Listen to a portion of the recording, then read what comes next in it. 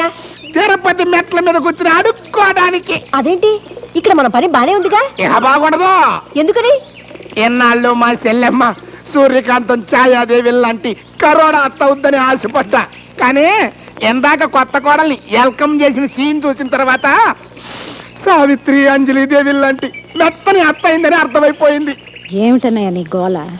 ఈలామలో దొరబాబు మదరేం రాసింది, ఈ ఆస్తిని ఏం చెయ్యాలన్నా దొరబాబుతో పాటు ఆడి పెళ్ళాం కూడా సంతకం పెట్టాలి. పెట్టుద్దయ్యా, ఆ అమ్మాయి బాగా చదువుకుందటగా. వాసి ఎర్రి ముద్ద చదువుకుంది కాబట్టి సంతకం పెట్టడం, యగనామం పెట్టుద్ది.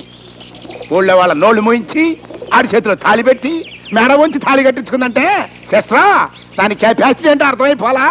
ఇవాళ పెళ్ళైపోయింది, రేపు శోభనం అయిపోద్ది, ఎల్లుండి పిల్లం బెల్లం అయిపోద్ది, నువ్వు అల్లం అయిపోతావు. నేను అల్లం అవ్వాలన్నా అది బెల్లం అవ్వాలన్నా దానికి శోభనం అవ్వాలిగా.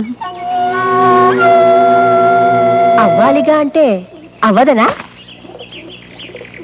ఎందుకైనా మంచిది సేఫ్టీకి అడుక్కోవడం ప్రాక్టీస్ చేద్దాం పద. చూడకళ్ళు లేవు, నారాయణ నడవకాళ్ళు లేవు, నారాయణ పుట్టు గుడ్డుల మండి నారాయణ